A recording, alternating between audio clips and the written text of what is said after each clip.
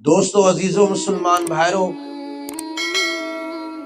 अज जो इंसान खास करे मुसलमान मदीने वाले साईं जो उम्मती जेकॾहिं कुछ न कुछ पढ़ियल आहे दुनिया जी तालीम त उहो भी मसरूफ़ आहे, जे सफ़ा न पढ़ियल आहे त उहो भी मसरूफ़ आहे।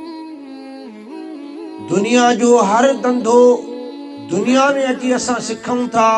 मां जे पेटां को भी इंसान कुछ भी सिखी न ईंदो आहे। असां वटि मज़दूरी सिखण जे लाइ टाइम आहे, ड्राइवरी सिखण जे लाइ टाइम आहे।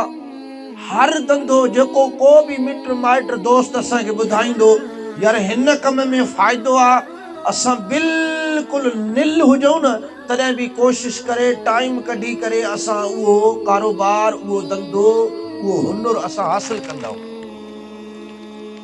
ऐं जेकॾहिं असां वटि हिन दौर में टाइम नाहे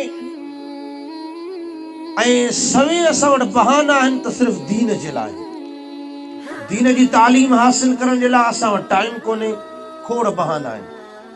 पहिरियों बहानो इहो हूंदो आहे त असां वॾा थी विया आहियूं, हाणे असांजे पढ़ण जी लिखण जी उमिरि वई हली। ॿियो बहानो इहो हूंदो आहे असांजो दिमाग़ कमज़ोर थी वियो आहे, ज़हन कमज़ोर थी वियो आहे, दुआऊं यादि कोन थियूं थियनि, सूरह फातिहा यादि कान थी थिए, निमाज़ असांखे यादि कान थी थिए। टियों बहानो इहो हूंदो आहे त साईं ज़िंदगी त गुज़री वई, अलाह बख़्शींदो, बाक़ी वञी 2-3 साल बचिया आहिनि, अलाह खे पाणे रहम ईंदो। अहिड़ा कई बहाना करे मुंहिंजा असां दीन जी तालीम खां ॾींहों ॾींहुं दूर पिया थींदा वञूं। ऐं हालत इहा आहे, यकीन कंदो, हालत इहा आहे असांजे मिंबरनि ते वेही करे ऐं कुझु असांजा दोस्त ग़लति रिवायतूं, ग़लति हदीसूं, ग़लति मानाऊं कयूं हलिया था वञनि, असां रुगो सुभान अल्लाह करण में पूरा। ॾिसो असांजे दीन में 4 शयूं आहिनि। पहिरीं फ़र्ज़, ॿी वाजिब, टीं सुन्नत ऐं चौथी आहे मुस्तहब।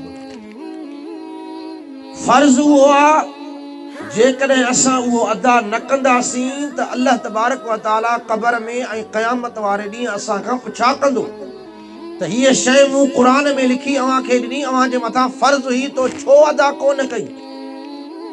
वाजिब उहो आहे जंहिंजे लाइ असां खां पुछा थींदी त मूं जेको अव्हांखे दीन ॾिनो, जेको मूं क़ुरान अव्हांखे ॾिनो, जंहिं नबी जे मथां अव्हां कलमो पढ़ंदा हुआ, जंहिंजा उम्मती सॾाईंदा हुआ, उन जे दीन में हीअ शइ अव्हांजे मथां वाजिब हुई, इहा तव्हां अदा छो न कई।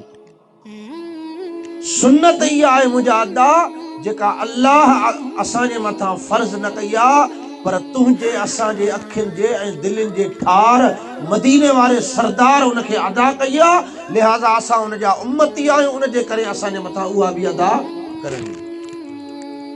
चौथे नंबर ते आहे मुस्तहब। मुस्तहब यानी अहिड़ो अमल जेको तव्हां कयो त अव्हांखे सवाब मिलंदो, पर जे न कयो त अव्हांखे गुनाह न थींदो, अव्हां खां पुछा थींदी ई कान। निमाज़ असांजे मथां फ़र्ज़ आहे, ज़कात असांजे मथां फ़र्ज़ आहे, दीन जो एतिरो इल्मु जेको ज़रूरत में आहे, ज़रूरत में शुमार आहे, उहो इल्मु बि असांजे मथां हासिल करणु निमाज़ वांगुरु फ़र्ज़ आहे मुंहिंजा अदा। मिसाल तौर वुज़ू जा मसाइल, निमाज़ जा मसला, निकाह जा मसला, पाकाई जा मसला ऐं तलाक जा मसला, जेके हर आम और ख़ास माण्हू जे ज़िंदगी में अचनि था, इहो फ़र्ज़ आइन आहे, इहो हर कलमे भरण वारे मुसलमान जे मथां फ़र्ज़ आहे त इहो इल्मु हासिल करे। ॿियो आहे फ़र्ज़ किफ़ाया। मिसाल तौर जेकॾहिं तव्हांजी ज़िंदगी में रमज़ान शरीफ़ अची वियो त रमज़ान खां पहिरियां रोज़नि जो इल्मु हासिल कयो, इहो फ़र्ज़ किफ़ाया आहे। तव्हांखे अल्लाह तबारक व तआला माल ॾिनो आहे त हाणे अव्हांजे मथां फ़र्ज़ आहे त उन माल ते केतिरी ज़कात बीहंदी ऐं जेको आहे केतिरा परसेंटेज बीहंदा, सोन ते केतिरी ज़कात आहे, पैसे ते केतिरी ज़कात आहे। जेकॾहिं असांजे घर में माल आहे, मेहूं आहिनि, ढगियूं आहिनि, ॿकरियूं आहिनि, उन्हनि जे मथां केतिरी ज़कात आहे। अगरि उहो माल आहे, उन जो इल्मु हासिल करणु असांजे मथां फ़र्ज़ आहे, पर जो उहो इल्मु न आहे त उनजो इल्मु हासिल करण में असांजे मथां। सम्झो था त हिकिड़ी शइ मुंहिंजा अदा फ़र्ज़ किफ़ाया आहे, हिकिड़ी शइ फ़र्ज़ आइन आहे, हिकिड़ी शइ फ़र्ज़ आहे, ॿी शइ वाजिब आहे, टी शइ सुन्नत आहे ऐं चौथी शइ मुस्तहब आहे। मीलाद करणु, यारहीं करणु, उर्स करणु, इहो मुस्तहब आहे। चौथे नंबर ते इहो अमल आहे जेको असांखे यादि आहे ऐं जेको पहिरें नंबर ते, ॿिए नंबर ते, टे नंबर ते असांजे दीन में जंहिंजो दर्जो आहे, जंहिंजो जेको आहे त मुजादा मक़ाम आहे, उहो असांखे यादि ई कोन्हे। जेका शइ अल्लाह ताला असांजे मर्ज़ी ते छॾी आहे, मुस्तहब यानी अव्हांजी मर्ज़ी ते आहे, कयो रब फरमाए थो अव्हांखे सवाब ॾींदो, न कंदो अव्हांजे मथां को बि गुनाह कोन्हे। असांजी मर्ज़ी ते छॾियो वियो आहे, उहो मुजादा असां पंहिंजे मथां फर्ज़ करे छॾियो आहे, ऐं जेको अल्लाह असांजे मथां फर्ज़ कयो आहे उहो असां पंहिंजी मर्ज़ी ते करे छॾियो आहे। टाइम मिलंदो त निमाज़ पढ़ंदासीं, फजर जो जाग थी त निमाज़ पढ़ंदासीं, न थी त ख़ैर आहे, को मसइलो ई न आहे। ख़ुदा जो कसम सहाबा किराम मां जेकॾहिं कंहिं बि सहाबी सगोरे जी कंहिं शरई उज़र जे करे, मजबूरीअ जे करे हिकिड़ी निमाज़ जेकॾहिं उन खां घुसी वेंदी त माण्हू उन सां वञी उज़र खाई कंदा, ताज़ियत कंदा हुआ। जीअं कंहिं माण्हूअ जे घर मां को भाती फौत थी वेंदो आहे, ईअं उन सां वञी ताज़ियत कंदा, ऐं असां उन निमाज़ खे पंहिंजी मर्ज़ी ते पढ़ाए छॾियो। ऐं वॾी ॻाल्हि वरी जेकॾहिं के नौजवान के असांजा जेको आहे वॾड़ा निमाज़ पढ़नि बि था त उन्हनि खे वरी जेको आहे मस्जिद ॾे अचणु ॾुखियो थो लॻे। निमाज़ पहिरीं ॻाल्हि त असां पढ़ूं कोन, पर जे पढ़ूं त वरी ॿियो असां में इहो आहे त असांखे वरी मस्जिद ॾे अचणु ॾुखियो लॻे, बसि उते ई पढ़ी करे बाबा असां घर में निमाज़ पढ़ी छॾीसीं।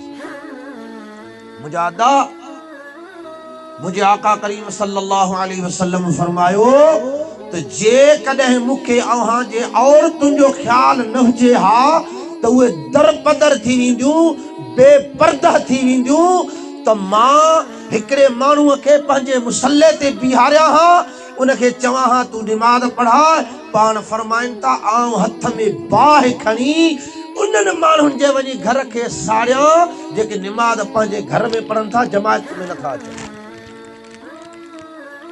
पढ़नि था निमाज़, सिर्फ़ जमायत छॾनि था। मदीने वारो साईं उन्हनि जे मथां एतिरो नाराज़ आहे, ऐं जेके सिरे सां निमाज़ ई कोन था पढ़नि। असां दीन खे मुंहिंजा पंहिंजी मर्ज़ी ते करे छॾियो आहे।